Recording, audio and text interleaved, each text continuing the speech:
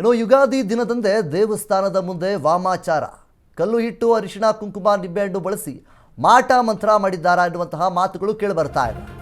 ಹೌದು, ಚಿಕ್ಕಮಗಳೂರಿನಲ್ಲಿ ನಡೆದಿರುವಂತಹ ಘಟನೆ ಇದು.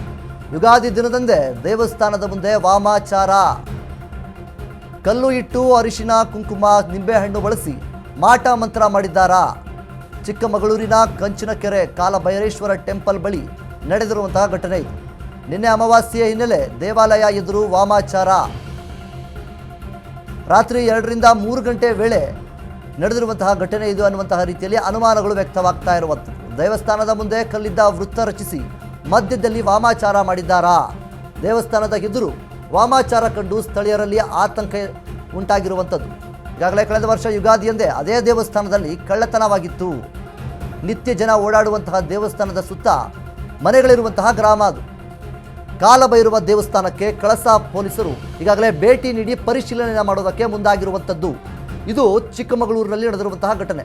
ಯುಗಾದಿ ದಿನವೇ ಕಳೆದ ಬಾರಿಯಲ್ಲಿ ಕಳ್ಳತನವಾಗಿತ್ತು ಅದೇ ದೇವಸ್ಥಾನದಲ್ಲಿ.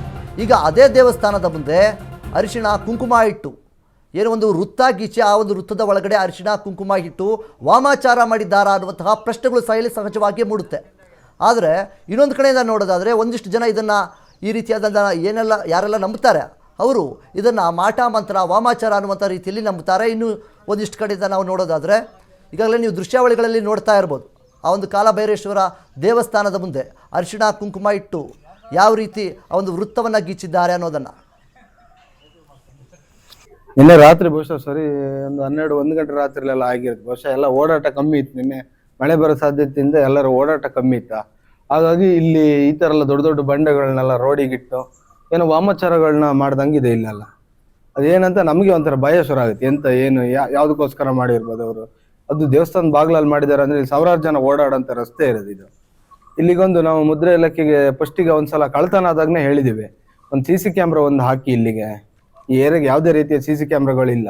ಏನೇ ಒಂದು ಸಮಸ್ಯೆ ಆಯ್ತಂದ್ರೆ ಇಲ್ಲಿ ಅಂಗನವಾಡಿ ಬೇರೆ ಇರೋದು, ಯಾರೋ ಮಕ್ಕಳನ್ನ ಇದೆಲ್ಲ ತಾಂಡೋದ್ರೂ ಇಲ್ಲಿ ಒಂದು CC ಕ್ಯಾಮ್ರಾ ಇಲ್ಲ ಅಂತೇಳಿ ಒಂದು ದೊಡ್ಡ ಹಿಂಸೆ ಆಗಿದೆ ಈ ಊರಿಗೆ. ಅದಕ್ಕೆ ಒಂದು ಪೊಲೀಸ್ ಸ್ಟೇಷನ್ಗೆ ಒಂದು ಫಸ್ಟ್ ಹೇಳಿದ್ವಿ ನಾವು, ಹಿಂಗೆ ಆಗಿದೆ ಇಲ್ಲಿ. ಮತ್ತೆ ತೆಗಿಬೇಕಾದ್ರೆ ಕಲ್ಲೆಲ್ಲ ಬದಿಗಿಡ್ಬೇಕಾದ್ರೆ ಓಡಾಡೋ ರಸ್ತೆ ಅಲ್ಲ, ಬೇರೆ ರಸ್ತೆ ಇಲ್ಲ, ಇದು ಒಂದು ಇರೋದ. ಹಾಗಾಗಿ ಪೊಲೀಸ್ನವ್ರಿಗೆ ಹೇಳಿದ ತಕ್ಷಣ ಪೊಲೀಸು ಬಂದು ಹೋದ್ರು ನೋಡ್ಕೊಂಡು. ಅವ್ರಿಗೆ ಏನಂತ ಹೇಳ್ತೀನಿ ಅಂತ ಹೇಳಿದ್ದಾರೆ ಫೋನ್ ಮಾಡಿ. ಅದಕ್ಕೆ ನಾವು ಕಲ್ಗಿಲ್ಲಿ ಯಾವುದೋ ಇಲ್ಲಿಂದ ತೆಗ್ದಿಲ್ಲ, ಅದನ್ನು ಫಸ್ಟು ಇಲ್ಲಿಂದ ತೆಗಿಬೇಕು. ಮತ್ತೆ ಅದು ಯಾರು ಮಾಡಿದ್ದಾರೆ ಏನಂತೇಳಿ